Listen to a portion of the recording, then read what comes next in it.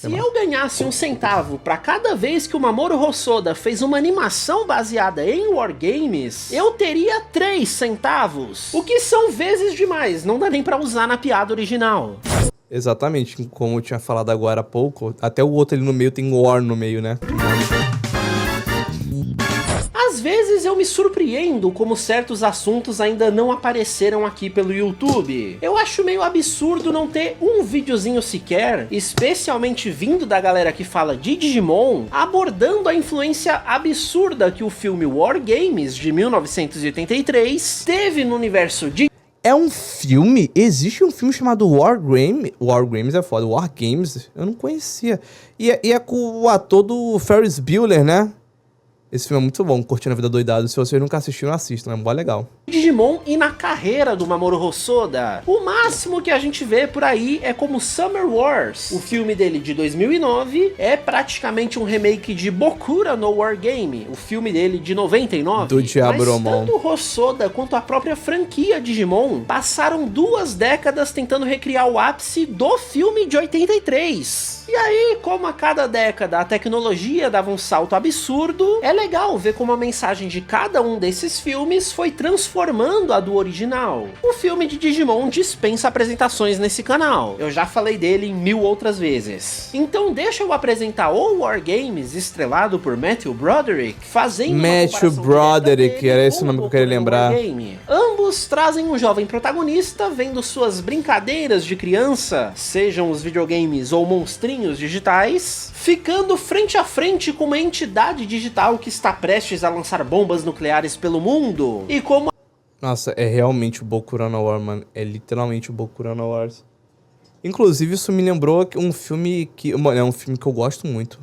É um filme que eu não vejo há muito tempo. Mas o nome é Ender's Game, o jogo do exterminador. Cara, o filme é muito bom.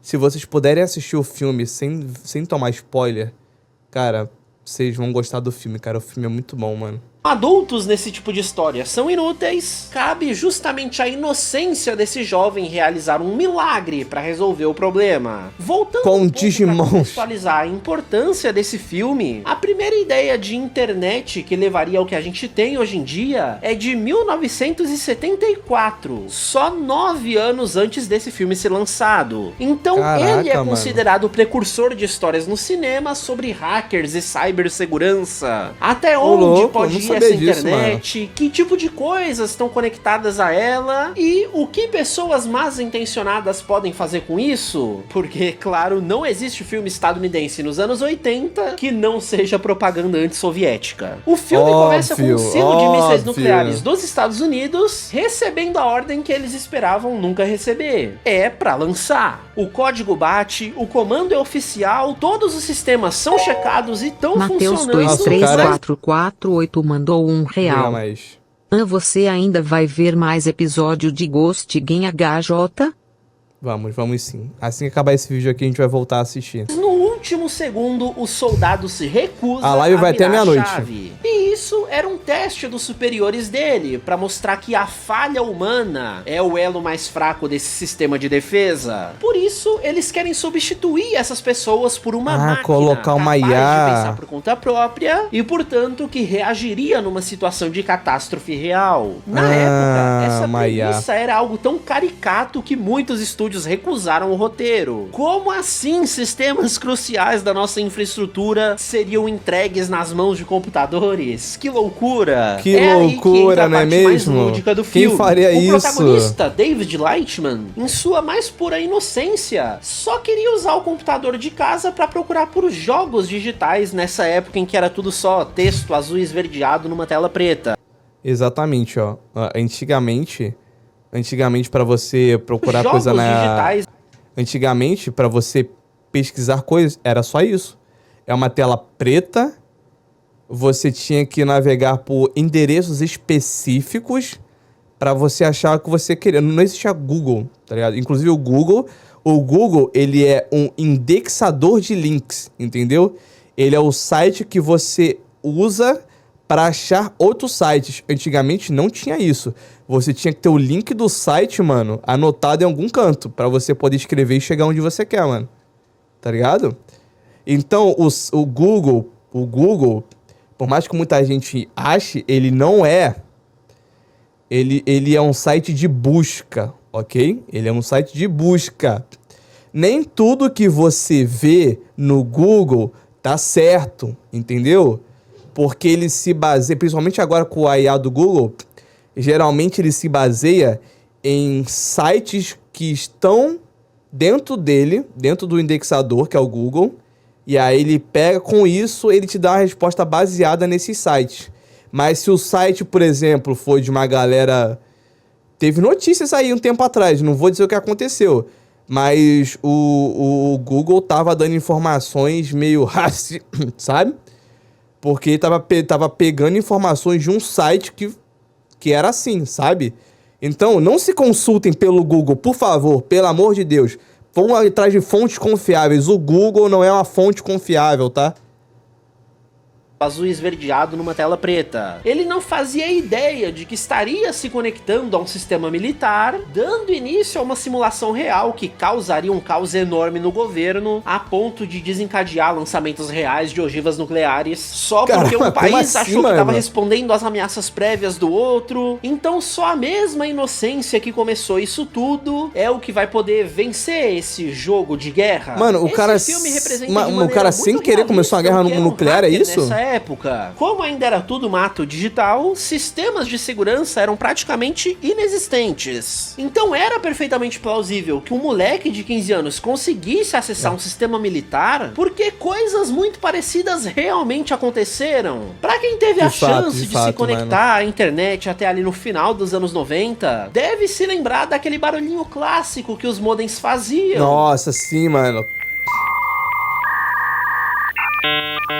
Esse som era um conjunto de frequências sonoras muito bem definido, transmitidos até a operadora para te autenticar, falando que, ok, suas contas estão pagas, você tá tentando se conectar de tal país a tal servidor da internet. Só que aí mora o problema. Se o sistema era todinho baseado em sons, porque reaproveitava as linhas telefônicas, se você pudesse reproduzir os mesmos barulhos perfeitamente, a operadora não tinha como distinguir a validade disso. Aí entra a história real. Nos Estados Unidos, por puro acaso, um apito dado como brinde no serial Captain Crunch soava exatamente na frequência usada pelos sistemas de telefonia deles. Nossa, nem fudendo, mano. Por ninguém menos do que Steve Jobs pra falsear uma ligação com o Vaticano, trollando o Papa pedindo uma bênção diretamente dele. Então é bem realista quando o filme mostra o David literalmente usando o telefone dele pra discar vários números aleatórios nessa pré-internet, esperando encontrar os servidores de empresas que faziam jogo. Nossa, ele tá indo número por número, cara!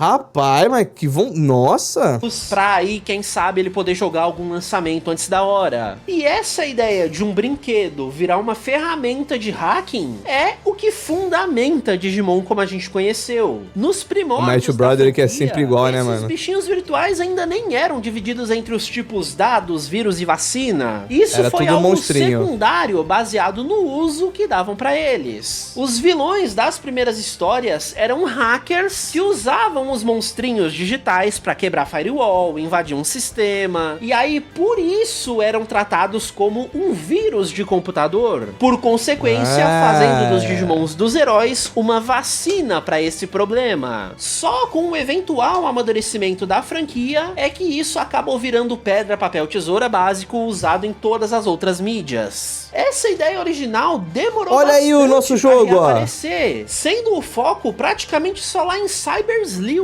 quando mais uma vez... Cyber Sleuth, então é assim que pronuncia. Eu tô há meses não sabendo como é que pronuncia esse nome, velho. Obrigado pro canal, qualquer coisa. Os Digimons foram apresentados como programas de computador que você, enquanto hacker, poderia usar pra cumprir as missões lá dentro da história. Só que olha que conveniente, mano. O anime atual Digimon Beat Break finalmente tá trazendo essa mesma ideia também pra séries de TV, que é o que a maior parte do público tem mais contato. Então essa série já valeu a pena só por resgatar uma das visões de mundo mais interessantes de Digimon. Mas alguns de vocês devem estar pensando, tá apostar que um japonês do outro lado do mundo assistiu esse filme aleatório aí e deixou assiste. Então, esse filme é um pouquinho mais importante do que ele parece. Foi por causa dele que o presidente Ronald Reagan passou a primeira lei no mundo que tocava especificamente no assunto de cyberhacking. Cenas desse filme foram exibidas nas só, Hollywood mudando o mundo, para ilustrar o que poderia acontecer se mudanças não fossem feitas. A gente tem que lembrar que nos anos 80, o boom do sci-fi no cinema foi uma grande propaganda por causa da Guerra Fria. Então faz muito sentido que um presidente leigo no assunto, mas preocupado com as consequências, só por precaução começasse a pensar nesses tipos de intervenções que poderiam atrapalhar os interesses digitais da nação, o que significa que durante a produção do filme de Digimon, já era ilegal pro Diaboromon ter ligado pra todos aqueles números, além de, claro, ter conseguido lançar os mísseis nucleares no clímax daquele filme, que é uma cópia direta do clímax do War Games. A grande mensagem dessa história é que a única maneira de vencer uma guerra nuclear é não começando uma. O inventor da Vencedores. máquina insiste com os militares que eles só estão vendo mais uma simulação dela, porque esse protótipo de IA concluiu que uma das soluções para vencer uma guerra real seria fazer os militares norte-americanos atacarem primeiro, garantindo uma aniquilação total dos inimigos. Só que nessa situação, o inventor diz que eles não devem concordar com a solução mais lógica, mas sim com a solução mais humana. Acreditar que não agredir era uma solução para não gerar contra-agressões. E disso sai o Spark para a solução mágica do garoto. Como é que eles poderiam ter certeza de que esse é só mais um dos jogos da máquina? Alterando o número de jogadores para 0. É uma solução simples, inesperada e que só poderia ter surgido da inocência de um jovem que entende aquilo como um videogame, ao contrário dos militares mais velhos. Isso não sei se eu gostei desse final de filme, mano. Eu tava esperando qualquer outra coisa, mano. O cara só digitou 0. E é isso, zerou o mundo, força ainda mais a ideia de que pra ganhar um jogo de guerra nuclear, só se ninguém começar a jogar. E o que é o Omegamon, se não algo também criado pela inocência e esperança de milhares de crianças que acreditaram na parte do combate entre as criaturinhas digitais? O símbolo ômega também significa o final, o contrário do alfa que dá início às coisas. O Omegamon é a resposta 0 de Digimon ao mesmo problema levantado por War Games em 83, especialmente porque ele também fugia completamente de qualquer solução lógica que Digimon podia ter apresentado. Nossa, mano, eu gosto muito desse filme, cara. Eu gosto muito desse filme. Eu já falei várias vezes, né? Eu adoro o estilo de animação dos anos 80, 90, cara. Nossa, tem uma estética. A estética, mano, eu gosto muito dessa estética, mano.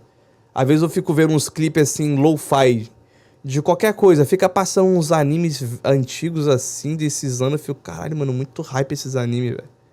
Tá ligado? E ainda bem que a gente viu esse filme aqui, tá lá no canal, né, mano? Se você tá gostando desse conteúdo, então passa lá no canal do Ranzin Cine, onde eu posto vídeos sobre filmes, séries, desenhos e tudo mais que a gente assiste lá na roxinha.tv/Ranzin. Aproveita, deixa o like e se inscreve no canal.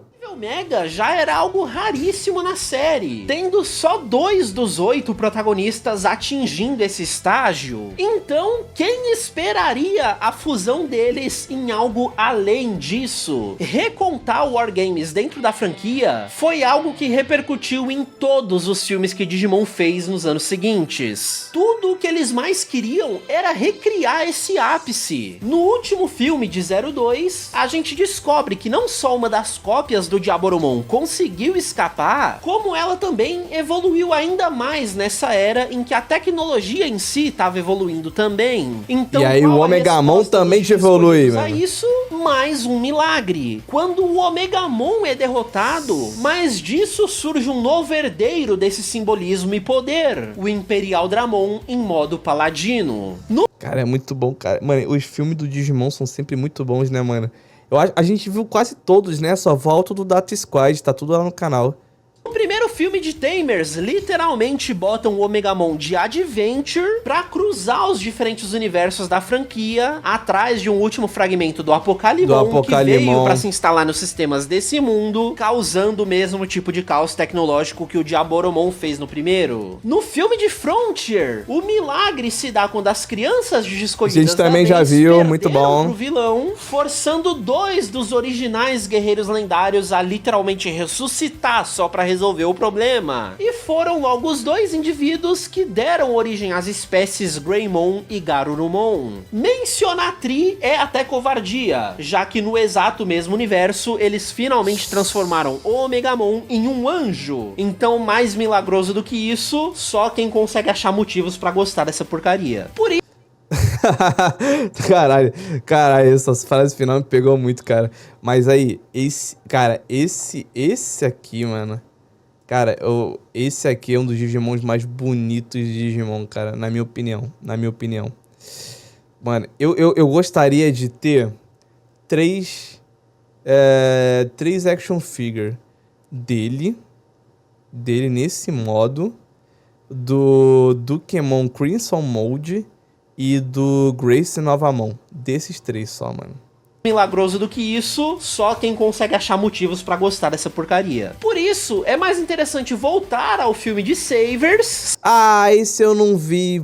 Vou tomar spoiler, mano. Vamos tomar spoiler. Série que já tinha resgatado o Agumon pra efeitos de nostalgia, porque ali rola um perigo muito mais simplificado dessa vez, mas que também atingiu a humanidade de maneira igualmente catastrófica. Porque aí, num tal de um reboot de Adventure em 2020... eles pegam esse exato mesmo de vilão de Savers pra agora sim colocar ele no exato mesmo contexto do Diaboromon. E aí, como eu menciono no meu vídeo sobre... Inclusive, ele parece muito Diaboromon, né, mano? Parece até que os caras não se esforçaram tanto assim. essa temporada, você pode assistir ele se quiser mais detalhes. O surgimento do Omegamon por aqui foi o fechamento de todo esse ciclo da franquia. Eles quiseram usar esse grande momento simbólico de Digimon como uma escada. Não, assim, esse Omegamon aqui também é muito cinema. Ele também é muito bonito, muito god. Mas não é tão bonito quanto os outros, mano. Pra te prometer que se eles começaram dessa forma, era porque Digimon hoje em dia teria coisas muito mais legais pra te oferecer. Só que aí, né, eu tenho fortes opiniões sobre esse reboot. Ele é uma espécie de Aboromon? Ele é igual o Greymon e o Jogamon? Ah, tá, faz sentido então. Conexão cancelada. E como eu disse, não foi só Digimon que passou 2 décadas correndo atrás desse clímax. O próprio Hosoda fez 2 outros filmes além do Digimon, trazendo de novo a ideia geral do filme de 83, mas podendo atualizar a mensagem para épocas um tanto diferentes. War Games surgiu do desconhecimento do que a internet poderia se tornar. Extrapolaram um tanto com isso, mas o computador ainda era visto como uma ferramenta complexa, uma coisa distante da vida comum. Na época de Digimon, o sentimento já era bem diferente. Toda a proposta de Adventure vem da ideia de se maravilhar com esse outro mundo a ser explorado. Era algo ainda distante em 99, mas já alcançável por crianças que teriam suas vidas transformadas por isso. O que Digimon sempre fez de melhor foi humanizar essas crianças, falar sobre os medos delas, problemas pessoais, pra então mostrar como o contato com os Digimons transforma quem elas são. O próprio... Pô, inclusive eu tô me perguntando aqui agora, quanto tempo será que vai demorar pra Bandai? É a Bandai que gerencia o Digimon? A galera que gerencia o Digimon. Quanto tempo será... Ai, cara, peraí. Quanto tempo será que vai demorar pra eles criarem uma IA do Digimon? Tá ligado? Pra gente poder ter, tá ligado? Ser nosso amigo, nosso parceiro e tal. Porque assim, as propagandas que eu vejo, mano, assim, é umas coisas surreal, assim, surreal de estranho, mano. Fica parecendo, tipo assim, já existe um monte de aplicativo de chat de IA. Você pega uma IA ali, pega um bicho aleatório, uma pessoa e fica conversando, tá ligado? Quanto tempo será que eles vão demorar pra fazer um desses de Digimon? Quanto tempo será, hein? Cara, e o pior é que essas propagandas me aparecem porque eu clico... Eu fico jogando joguinho no celular, aí eu clico pra ver ad pra ganhar coisinhas extras no jogo, né? Ganhar mais moeda e tal, moeda e por aí vai. Fica aparecendo um aplicativo de ad furry, mano. Que eu fico assustado, mano. War Games também tem um momento do tipo que antecede o clímax do filme. A gente vê o David lamentando que o mundo vai acabar, sendo que ele não teve nem tempo de aprender a nadar. Ou então a Jennifer, triste porque ia aparecer na TV pela primeira vez na semana seguinte, mas pelo jeito não ia mais, né? Quando a gente fala de bombas nucleares matando e aí eles fizeram muito sério. Isso já é chocante. Mas quando a gente conhece melhor as vítimas disso, aí sim a gente sente o verdadeiro peso da história sendo contada. Então quando o Hosoda faz o filme de Digimon, ele intencionalmente separa o Tai e o Matt, que viveram tantos momentos emocionantes juntos, pra mostrar que a internet nessa virada do milênio, ela nos conecta aos nossos melhores amigos, mesmo essa quando cena é muito separados. boa, mano, nossa. E pra ele, essa era uma ideia boa demais pra ficar presa a um filminho de 40 minutos de uma grande marca. Por isso tivemos Summer Wars, que em 2009 teria ainda mais mudanças tecnológicas para expandir essas mesmas ideias. Com a internet já sendo bem mais parte da vida diária das pessoas, se esse ambiente for perturbado, os impactos são muito mais imediatos.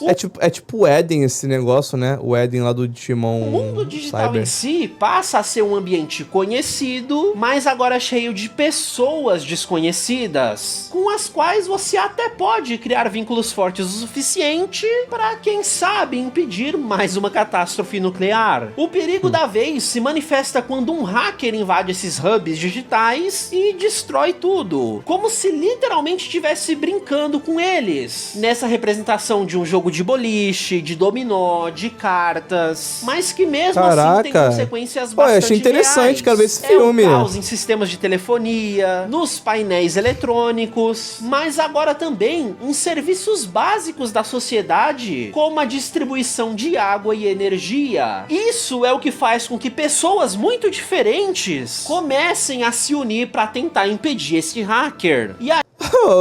Eu tô gostando desse filme, mano. Eu quero muito ver ele agora, mano. Summer Wars o nome, né, mano? Vou botar na minha listinha, velho. Aí quando o Hosoda literalmente evolui ele sem nem disfarçar a referência, isso se revela ser mais uma IA descontrolada. Só que agora, por conta da quantidade de informações às quais ela foi exposta nessa nova era internética. E a conclusão dela não poderia ter sido diferente. Pra contra-impedir quem a impediu, basta explodir geral no mundo real, que deve resolver. E se a solução pro conflito nos dois filmes anteriores foram as relações humanas trazendo soluções esperançosas, aqui não seria diferente. Do outro lado desse filme, a gente tava acompanhando dois jovens indo pro interior visitar a família dessa garota, que arrastou o amigo junto só pra não ter que ouvir as tias perguntando: e os namoradinhos, hein? Experiência mais humana do que essa, difícil de ter. Então a gente vê essa família gigantesca receber o novo membro dela com o maior carinho do mundo. Explicam pra ele quem é primo de quem é o marido da tia que tá grávida. Eles fazem quem é que tá traindo juntos, a mulher. Passam a tarde jogando cartas. É realmente sobre essas pessoas estarem desconectadas da internet, mas se conectando entre si naquele momento. Então, quando chega o clímax do filme, com tudo prestes a explodir, é exatamente disso que surge a oportunidade de contra-ataque da humanidade. Louco, mano. Como essas são as últimas pessoas que não foram afetadas diretamente pelo hacker, elas ainda conseguiram entrar na internet depois pra enfrentar ele no literal jogo de guerra da vez. A garota em seu avatar furry digital tem todo o apoio daquelas pessoas que estavam física e metaforicamente ao lado dela. E eita, aí, todo mundo conectado. ela vai ganhando as rodadas nesse jogo de cartas, o Hosoda não se aguenta. As contas que o hacker tinha roubado vão se libertando, recriando exatamente a mesma cena que leva ao surgimento do Omegamon dessa vez. Desenvolveu, o avatar mano da garota digievolui, se tornando uma mulher adulta, o que certamente traz toda uma outra carga de simbolismos.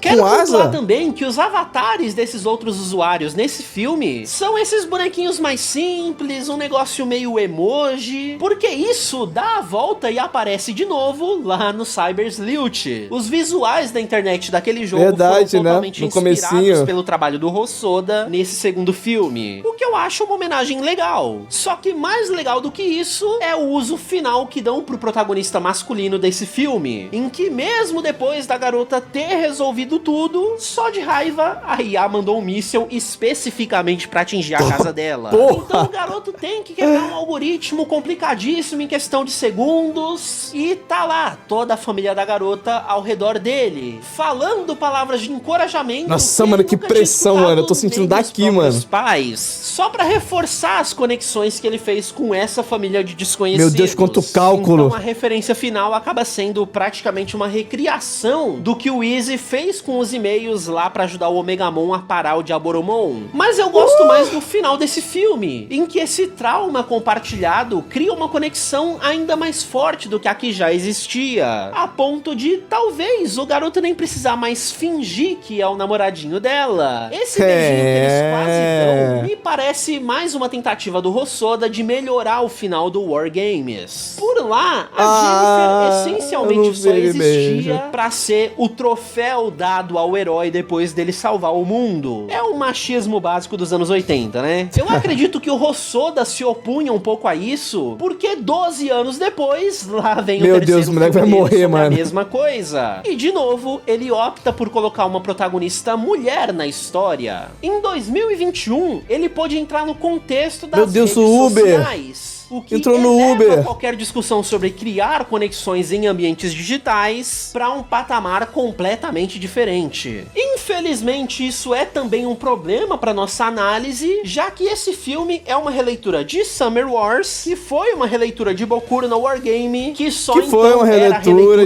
do War Games. Então, no máximo, a gente sente a essência da ideia original por aqui, especialmente nas cenas que o Hosoda mais uma vez faz questão de recriar. Até porque, como o nome Belle indica, esse filme tá mais pra uma releitura da Bela e a Fera. O monstro digital é representado como algo que a protagonista tá tentando entender, tentando encontrar a beleza dentro do caos internetico. Olha, copiaram até a dancinha, né, mano, do filme da Bela e a Fera, mano. Então é muito mais sobre o impacto das redes em quem você é dentro e fora delas, em como estar exposto aos horrores do mundo digital nessa era pode afetar diretamente você no mundo real. Então aquele perigo nuclear nem precisa mais existir. A simples interação com o ambiente digital já carrega esse mesmo potencial destrutivo, porque ele pode sim pegar um por um de nós se a gente não tomar cuidado. Daí se levanta todo um novo valor para as conexões positivas que você pode formar nesse contexto. Claro que isso de alguma forma leva o Hosoda a recriar a cena do Omegamon pela 1000ª vez na vida dele, todos os comentários de novo essa cena, não aguento mais, pra ela se transformar. E talvez o maior milagre seja esse, né? Achar coisa positiva no Twitter. Mas como esse filme é mais em referência a um filme da Disney, eu achei legal o Omegamon da vez ser musical. A garota se transforma quando ela abandona aquele visual de diva pra cantar na frente de todo mundo, mostrando pras pessoas quem ela é de verdade. Nisso dá até pra fazer uma comparação legal com o Summer Wars.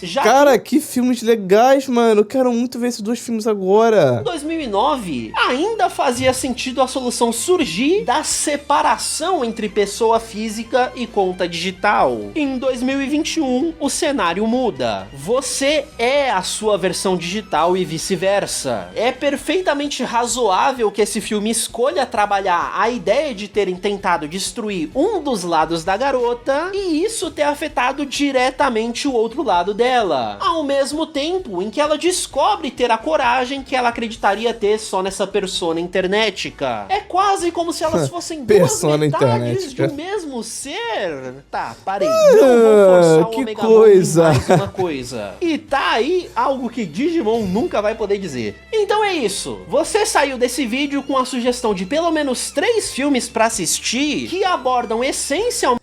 Gostei desse vídeo, mano. Agora eu quero ver Summer Wars. Agora eu quero ver Belly, mano. Caraca, mano, parece ser filmes muito bons, mano. E eu também quero ver esse War Games, mano. Por que eu tô falando Games? E eu quero ver o War Games, mano, também. Achei interessante. Eu não sabia que existia um filme com esse nome, mano.